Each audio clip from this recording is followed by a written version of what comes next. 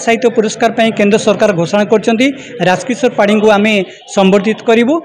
एवं Konark high school को सबुज विद्यालय सम्मान रे सम्मानित करूँ। पूर्व चित्रांकन प्रतियोगिता सरी झोटी प्रतियोगिता सरी अंक कषा प्रतियोगिता सरी आगामी आगू संगीत प्रतियोगिता हम नृत्य प्रतियोगिता हम। सुकांत पंडा संपादक शिशु समाचार अष्टदश स्वर्ण क्षेत्र उत्सव अगस्ट 2 तारिख शनिवार दिन पौर सदन में अनुष्ठित हो। यही कार्यक्रम परिप्रेक्षी में आज आमर उत्सव कमिटी एवं परिचालन कमिटीर मिलित बैठक आयोजन कराई। यही कार्यक्रम को किपरि सफल करा से संबंध में ये आलोचनार कार्यक्रम एवं ए कार्यक्रम रे ओडिशार विभिन्न प्रांतरू ओडिशा नृत्यशिल्पी एवं संगीत शिल्पी ए कार्यक्रम रे जोग देउछंती सेतिपई सेमानकु मध्य साधुवाद मु जणाउछि। एथि सहित आमे ओडिशार प्रतिष्ठित जे कि बाल साहित्य पुरस्कार पर केंद्र सरकार घोषणा करछंती राजकिशोर पाढ़ी को आमे संबर्धित करूँ। तांको सारस्वत शिशु सम्मान एवं साधंत शतपथी को शिशु प्रतिभा सम्मान एवं पीके दास जे कि हृदरोग विशेषज्ञ तांको स्वास्थ्य सेवा सम्मान सम्मानित करूँ एवं कोणार्क हाई स्कूल को सबुज विद्यालय सम्मान रे सम्मानित करूँ। ये कार्यक्रम छड़ा एवं ओडिशार प्रतिष्ठित शिक्षक शिक्षयित्री एवं शिशु प्रतिभा एवं अन्य मानक मध्य कार्यक्रम आम संबर्धित करूँ। और ये कार्यक्रम पौर सदन में सकाल 8टार आरंभ हो राति 9टा पर्यंत चलो। ये कार्यक्रम आम उद्देश्य शिशु मान भर लुकायित प्रतिभा को विकसित करवा एवं तांको प्रतिभा को उन्मोचन करने विभिन्न प्रतियोगिता माध्यम से अंशग्रहण कर सुजोग देवा आमर मार्ग एवं निर्देश। देखो केवल पुरी सहर पुरी जिला नुहे समग्र ओडिशा रे शिशु मान को नहीं कौन से अनुष्ठान आगे आसी शिशु महोत्सव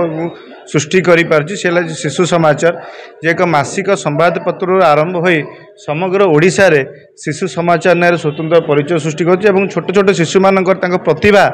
देखा सहित समग्र ओडिशा भारत में शिशु मैंने नाम कर देखिपे से शिशु कलाकार स्वराज आज ओडिया चलचित्र आगधाड़ीर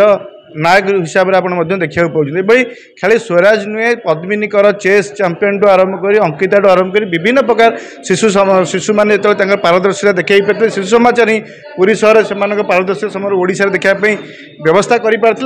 आज जो ओडिशार प्रतिष्ठित कलाकार लब्ध प्रतिष्ठित कलाकार केवल नाच गीत नुहे शिक्षा स्वास्थ्य सब क्षेत्र में आगे पार्टी शिशु समाचार ओडिशार समस्त कुनि कुनि छोट छुआ मान आरंभ कर पिता माता अभिभावक पर्यटन अनेक बसी था केबे शिशु समाचार ओडिशा श्रीक्षेत्र पुरी रे आरंभ हम कार्यक्रम हम प्रतियोगिता हम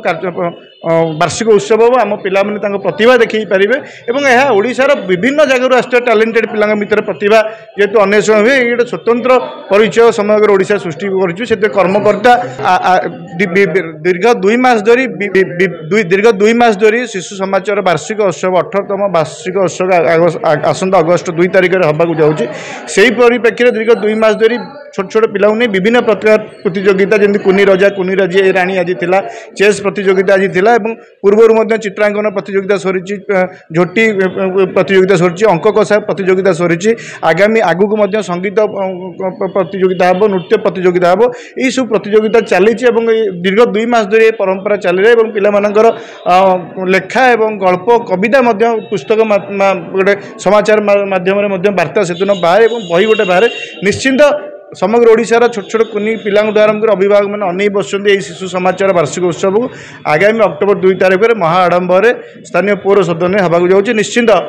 यह समग्र ओडिशार एक स्वतंत्र परिचय सृष्टि कर।